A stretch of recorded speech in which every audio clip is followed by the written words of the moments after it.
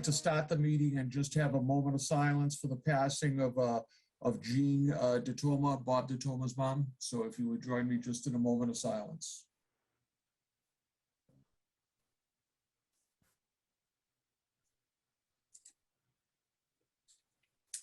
Okay, thank you very much.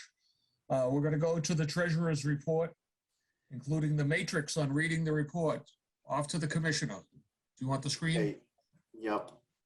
Jack, give me the screen. You can. Good. Okay, give it a minute.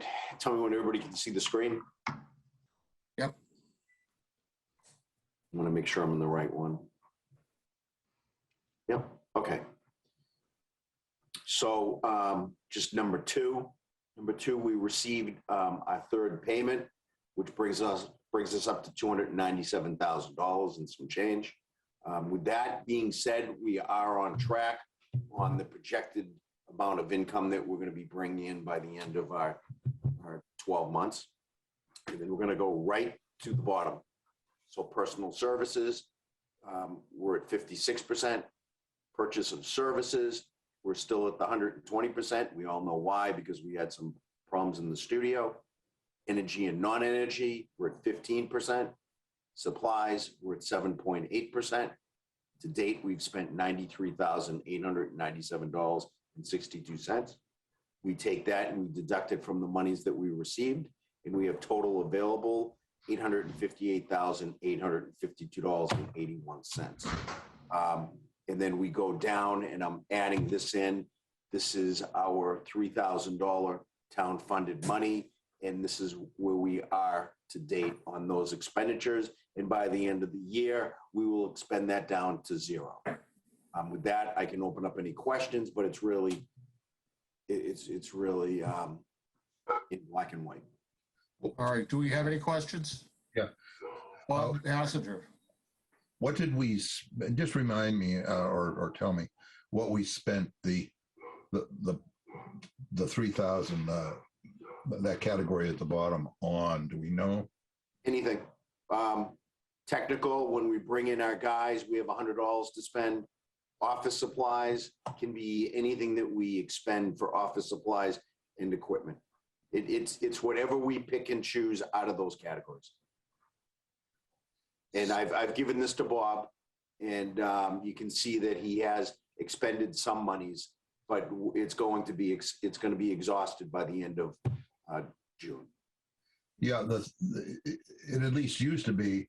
There really was a bit of difference about that money from the other money, from the rest of the money, and so we try to take advantage of that difference. There are some things that you might not be able to spend the main money on, but this is for general fund money, and you can spend. You have fewer restrictions on it. So we used to try to keep an eye on that, and it was a resource in case that came along. Mm-hmm. Okay. Thank you. Anyone else? All right, we'll take a motion to accept the treasurer's report. I'll move. Second? Second. Thank you. Any discussion? Hearing none. Bob Berger? Bob Berger, aye. Bob Berger, aye. Bob DeToma is absent. Jim Gallagher, aye. Bob Hassinger? Aye. Bob Hassinger, aye. Jack Kelly? Aye. Jack Kelly, aye. Lisa Kelly? Aye. Lisa Kelly, aye. Corson Wyman? Aye.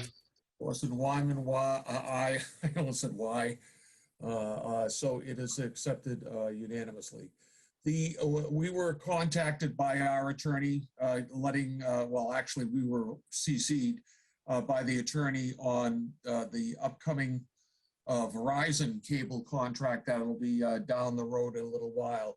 That notification went to the town administrator, and the town administrator decided that he's going to appoint the same members that just did the stellar job on the cable contract for Charter and have them do the Verizon. So that's, I just wanted to let you know that. And when we start getting some meetings or something, Bob, I'm sure that you and Bob DeToma will let me know so we can get something on the agenda to let us know what's going on with that? Sure. Okay, thank you very much. The server issues. We were going to talk about that, and we're going to delay that until April in Bob DeToma's absence. The closed captioning, the same thing. And the producer course as well.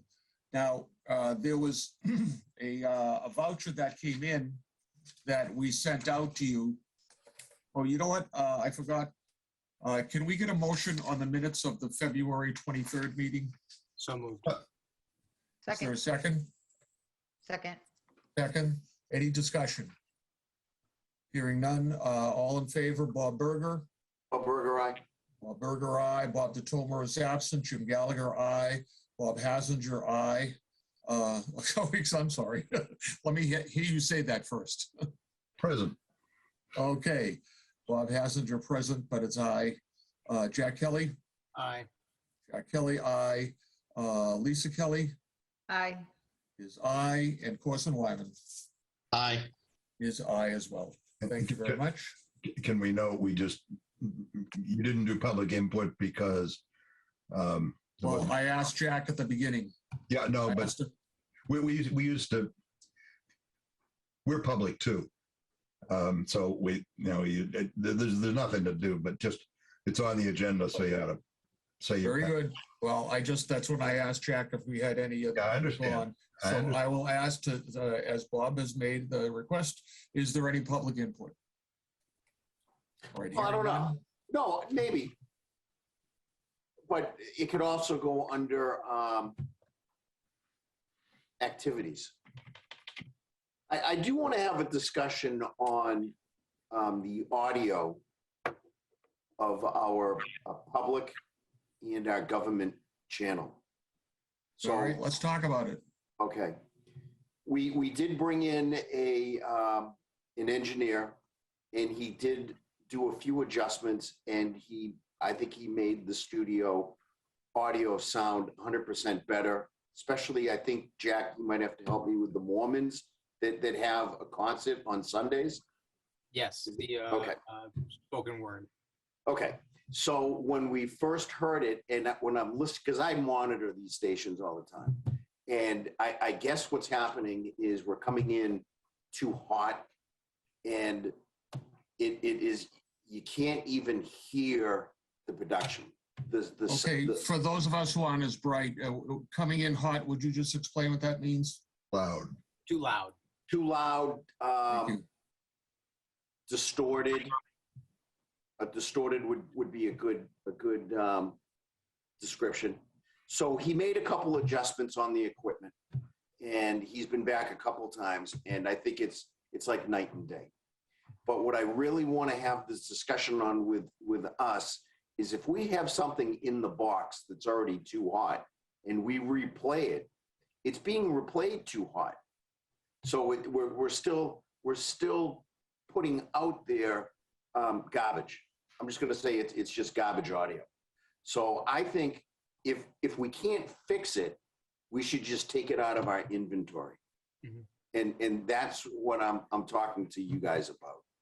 I mean, the new stuff that we're putting on, like Jim, I saw your meeting, your CPC meeting. That was great. Yeah. It was beautiful. And then I went to channel 191 and I saw a cooking show. It was a little bit too hot, but it wasn't that bad. But then I go to the next day and there's another show that you can't even hear them because it's just all distorted. I think that if we have something, let's say, that's in the can and it's in the cycle of shows, and if it's just no good, I think we should just dump it. And I just wanted to have a discussion about that. Well, if, Bob Hassinger. yeah, if you're talking about community access, public access channel, I guess, okay. If you're talking about government meetings though, or school committee, school department meetings, I'd say leave them there because they're an important resource for people. You know, something is better than nothing if you want to find out what happened at some meeting. All right. I mean, that's a start. I think we can live with that. Jack, I think we're kind of giving you some direction. Yep. I can definitely bring. You know, Bob. we need Bob D on this 100%. He's not here. But I really do think if you have all these shows in the can, and I think I'm using the right term, right? If you have them in the can and they're just too hot, then we should just take them out. And the other thing that the engineer showed the technicians is when they're inputting, they have to decompress to a certain number. They didn't know that they had the ability with the equipment we have that they can go inside the audio and take it and scale it down so you're not in that red zone. I really don't know what I'm talking about, but I watched them do it, and that's what they did, which made 100% better production. I mean, we've got the video. The video's great, but I've always had a problem with the audio, and I think we're now getting down to it. Okay, thank you. But you know, what you just said at the end was essentially what I was going to ask in my naivete. Can I presume that there is a point when this is being taped that we know it's too loud? Not necessarily. Well, there No. should. Well, with some of the problems we were having on the stations, like Mr. Berger said at the very beginning, there was an actual piece of technology that was cranked up way too high. So that would affect some meetings. You record them, they sound fine, and then all of a sudden they replay on TV and they sound completely different.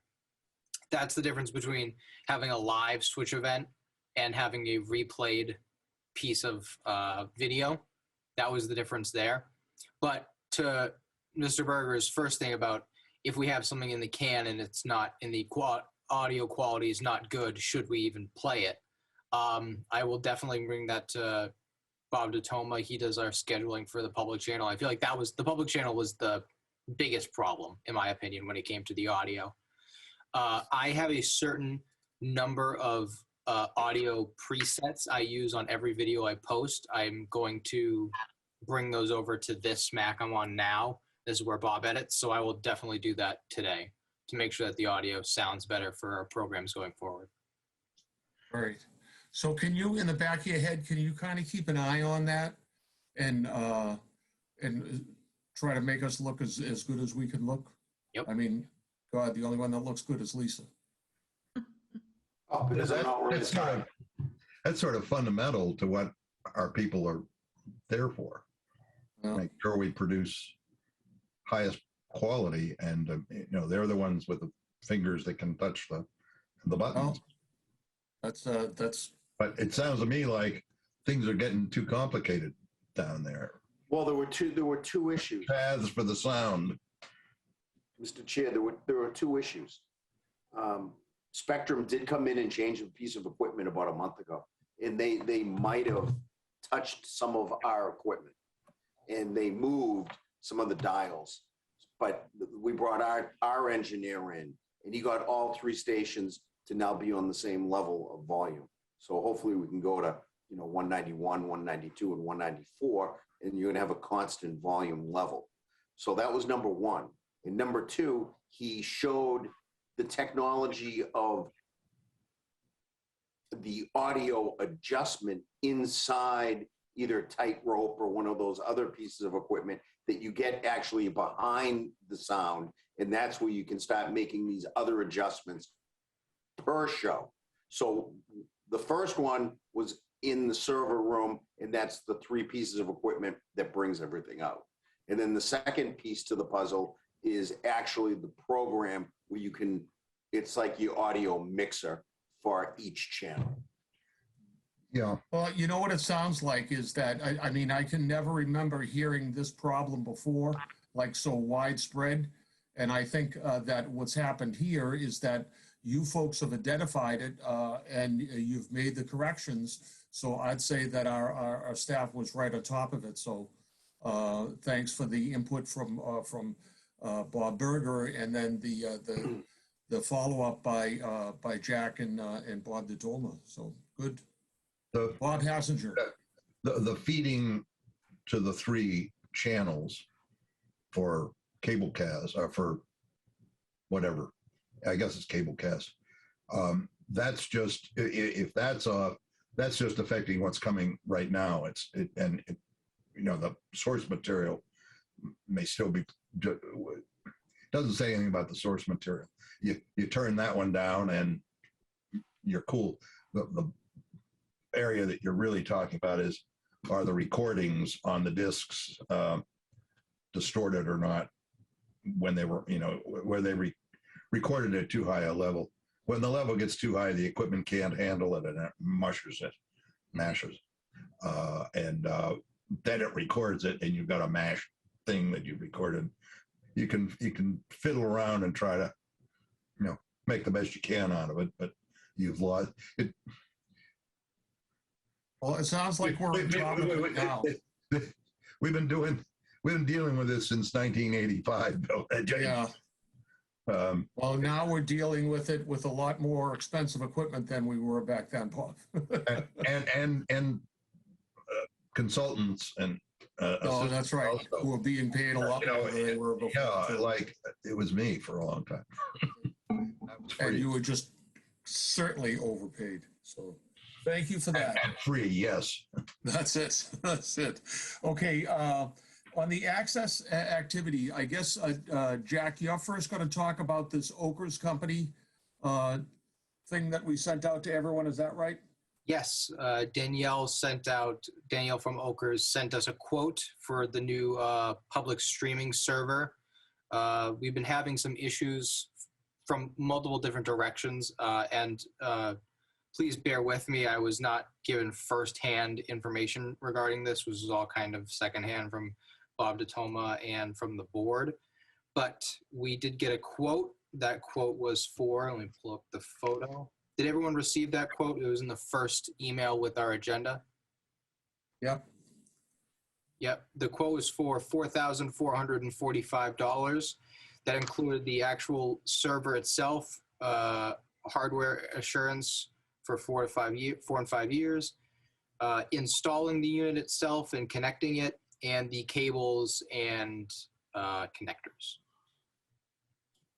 Now, we've been having problems with our server, the public server, for quite some time now, multiple different directions. The actual, we call it the dashboard, went down. So in between when shows are playing, that went down. So we kind of saw some issues coming forward. But right now, I don't know if it's completely down, but if you were to try and go onto our website and go to our public channel and stream a show, I don't believe you'd get anything. I don't know if you'd get just a black screen or you would get an error message, but right now you're not getting anything. So this would remedy that problem. The first question I asked Bob when he told me about this and told me to present this was, is this built into our budget for the next year? And he said, no, this is not part of the closed captioning unit we had talked about earlier. This is a separate unit that isn't budgeted for next year. Does anyone have any questions? So we have funding for this year, right, Bob Berger? Absolutely. Absolutely. All right. So can we get a motion on the floor and then we'll have discussion on the motion? I'm looking for a motion to accept the bid from Okers and make the purchase of the cable live streaming service, video server, and the hardware assurance. In the price of $4,440. In the price of, yep, thank you. In the price of $4,445. So moved. Do I have a motion? So moved. Jack just made the motion. Okay, and the second was Lisa? Second. All right, now discussion. Did you have something, Bob Hassinger? Sure. Is this replacing a piece of equipment that's failed, or is it adding a new piece of equipment? No, this would be replacing our current live streaming deck, the public live stream deck that we have in there. Isn't that part of the equipment that we have some sort of ongoing support for? I do not know the answer to that question. If we have insurance on the current piece of equipment. Well, support, not insurance, support. Well, support certainly. Bob DeToma has been on the phone for I don't know how many hours with these people trying to get it back up and running. And I think that this was the inevitable conclusion they came to. But I guess it depends on what the support is.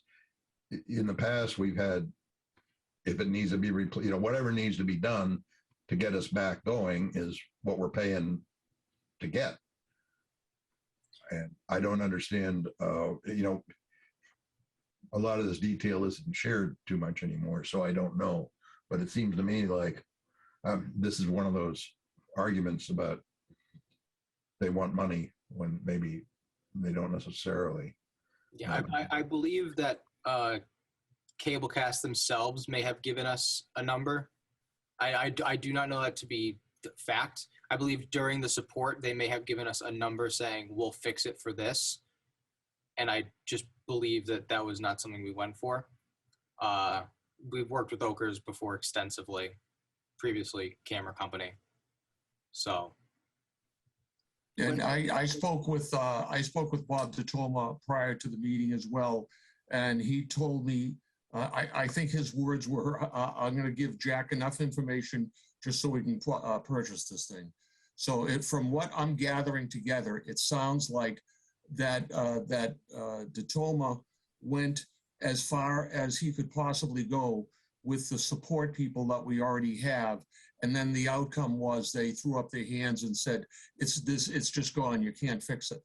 So that was the turnaround for the quote from Okers and the replacement. So that's what we're looking to do. Corson. I think what I think Bob was touching on, which kind of made a little bit of sense to me, and correct me if I'm wrong, Bob asked here, that if you pay a company to basically take care of the service for it, in other words, you're paying them a rate so that if anything should happen, they come and they fix it and there's no cost to you because you're paying them a fee to fix the equipment regardless of what happens. If you have a situation where you have a contract like that or something where that they're supposed to fix it and they say, well, we can't fix it anymore. Well, you established the contract. I mean, there's got to be some sort of repercussion on it. You don't just open up a contract and say, I can't fix anything. My understanding is that we were beyond the life of the server that was in there. So the only thing we had support for is if there was anything that they could do for the outdated server. So it wasn't a case where we had support on a server that was still covered. The server was no longer covered. It was just a service on the server. All right. Perhaps we should have more in-depth information on this service contract as to what things are going to expire in terms of that they've reached the end of their life, so that we can be better prepared that they're not going to provide any service for this and that based on their contract. Okay, my understanding is that the folks in-house are the ones that have that their finger on that pulse. And I think we can ask that question again later on. But I have no doubt in my mind that that Bob and Jack both went as far as they could to get the station on the air without incurring any cost. So that's my feeling. Anyone else? Well, we might be willing to push back harder than they are. That's why we should look into it and find out what the story is. Yeah, we should definitely put that on the agenda for next meeting to see if we do have a contract like that. I don't believe we have a contract that says that they will replace equipment. I just don't know that, but we could look into that and say for next meeting. You know what my concern is, Bob, is that right now we've got a station that's not on the air, and I don't want to keep everybody off the air for another month until we get Bob DeToma back to tell us what I think we already know, is that we need to get a new server in there. And while we have the funding, We know that what the final outcome is going to be is that we need to replace the server. So if we revisit this next month, perhaps what we can do is determine if in fact the old server was supposed to be protected on the contract, then we can go after them for the charges that we incurred. But I think the important thing is to get the station back on the air. Yeah, I understand all that, Jim. Been doing this since the 80s. Well, I know, but it's a different server than in the 80s. No, but it's the same. Yeah. We're in a certain business. We're dealing with people that are in certain businesses with certain kinds of equipment. And it's our job to make sure that we're, doing the best we can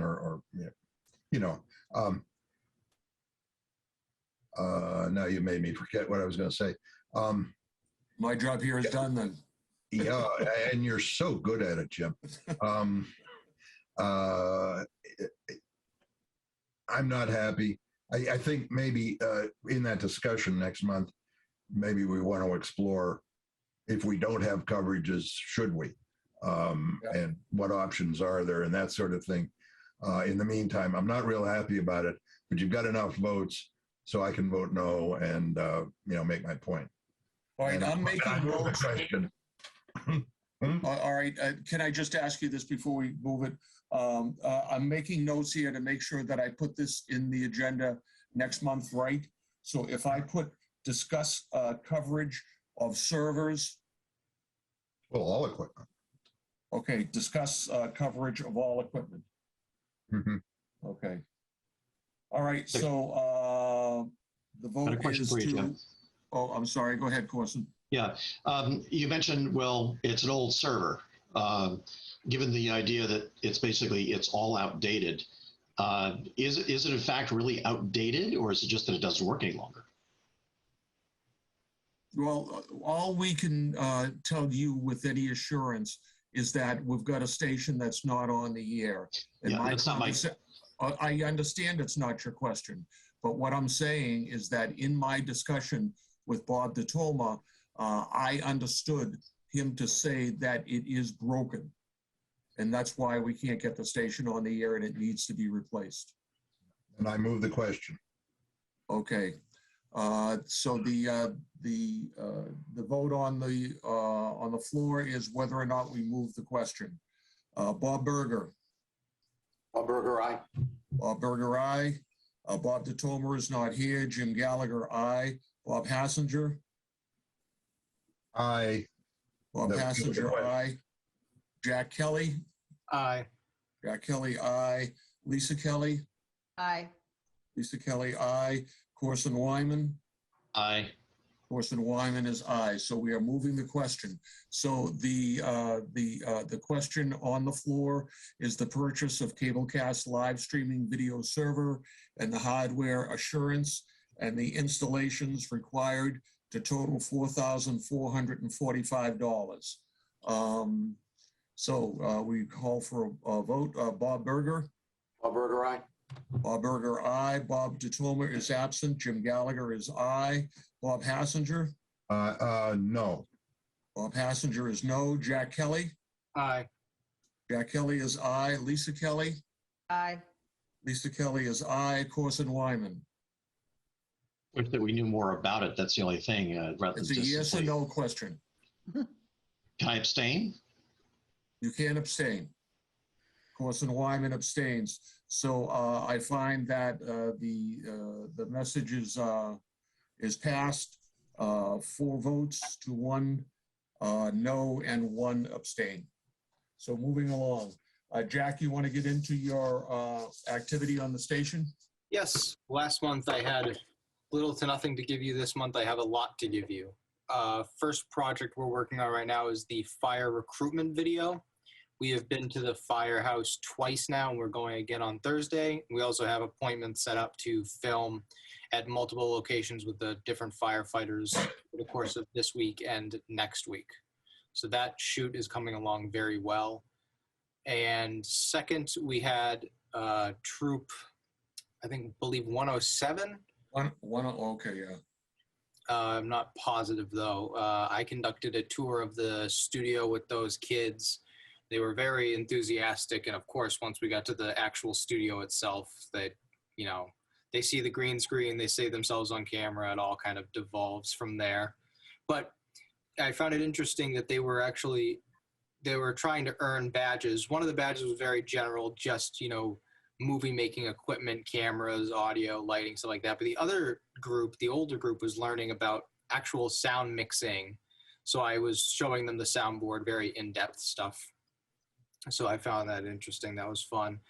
We filmed our first episode of Twig today, first episode back for a pretty long absence. That'll go up tomorrow. And starting tomorrow, we are doing all of the Meet the Candidate interviews starting tomorrow. So that'll be taking up a lot of our time going forward, seeing as we have a good handful of candidates for the upcoming elections. Are those already in the can? Nope, we have our first one tomorrow noon. Okay. So that's gonna, excuse me just for a second, Bob. So that's going to be one that we can make sure that the audio problem that Bob Berger was talking about, that doesn't occur before we get it on the air, right? Yeah, I believe that the audio on the television broadcast has already been fixed. It's been made a lot better. It's still not perfect, but it's been made a lot better. But our publishing to online, to YouTubes and to Facebooks and stuff like that is as good as it always is. So we're looking good there. Okay, Bob Hassinger. Are you? I just read an article that was talking about only a couple of the candidates have actually returned their papers. So I'm wondering who you're picking, how you're picking who to interview, because some of those people may not actually even be running. Once they turn their papers in and the date comes, then there's still some more time that they can withdraw. Yes, well, that's not really in our control. Bob DeToma has reached out to every single person running, and the people who have reached back, we have scheduled time for them to come in and do their interviews. Based on the ones that I've seen on the board scheduled coming up, I can tell you for a fact they've all received their number of signs for their sheets. So I can tell you at least that they are going to submit their papers. In terms of withdrawing, I can't speak to that. Well, I don't think we want to delay airing those until they to see if they withdraw. But I would agree with Bob that I would think before we put them on the air, we want to make sure that they've returned the petition for signatures.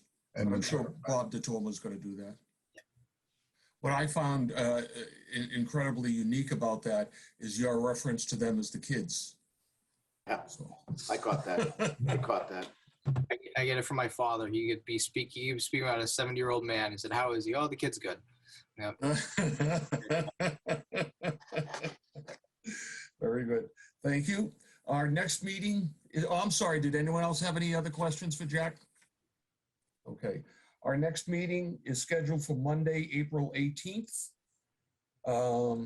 And that's all that I have. I move we adjourn.